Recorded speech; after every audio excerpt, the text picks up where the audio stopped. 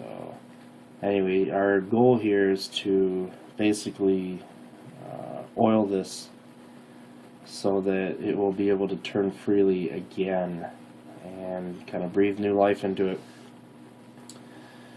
First step is obviously to get the fan blade off. If you have an older one of these, mine is 9 years old now. It might be a little difficult to actually get this off. I don't know if you can see there or not, but the shaft comes up on the inside of this, and basically that's all that holds it in place.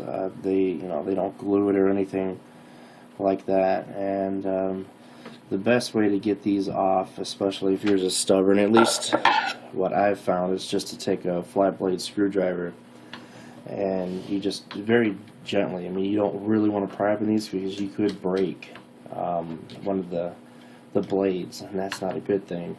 But basically what I do is I just take a large enough flat blade screwdriver and I just kind of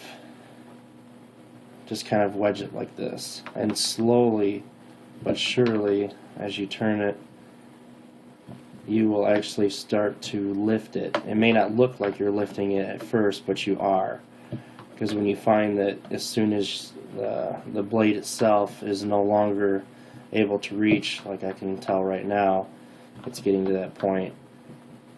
I don't know if you can see this or not. My big fat glove is in the way. But basically what we're doing is we're just lifting it equally up without applying too much pressure, because you don't want to break one of these blades. That's very, very important. As you can see here, I've already loosened it up quite a bit, and these things can actually be very, very stubborn. But once you've gotten it to where you can no longer pry it up, basically you just take it and you pull it apart. I can see here that it's starting to come up, and you want to be gentle not to damage this this rubber strip that's right here. The rubber strip stops about right here. This is plastic underneath, so just be real careful you're not going to damage this, because this actually seals the air to have good pressure going through without pulling air from inside the vehicle. So after basically a couple of minutes of this, depending on how difficult it is or how stubborn it is for yours, will determine how much time it's going to take for you to get this off. So I basically got it loosened up enough where I should be able to get my fingers up underneath here and be able to just pull, and we'll see if this works.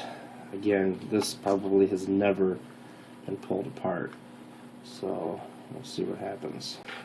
Alright, so basically what I've done is I've been able to use my fingers with gloves, of course, because these are pretty sharp edges, so you want to be careful of that.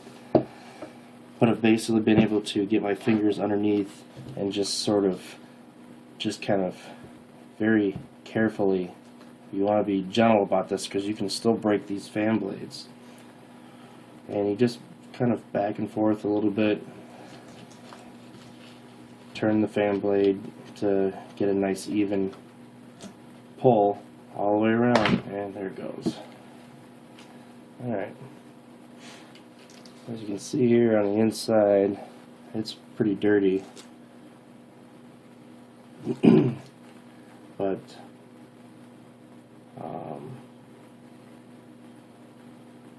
this is most likely the result of this motor not being lubricated.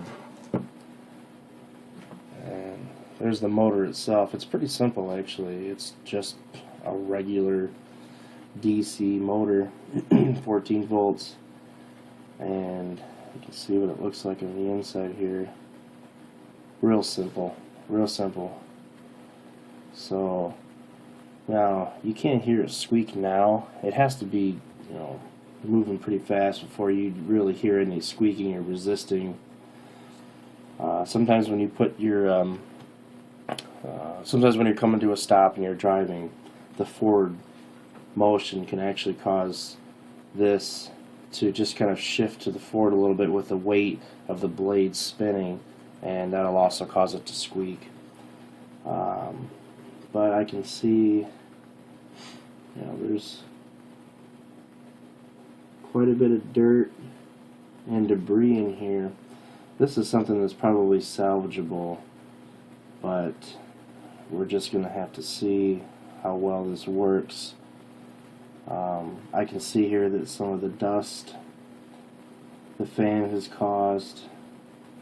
There's some metal shavings in here. That's not good, but like I said, we're definitely going to clean this all up and then start to oil it.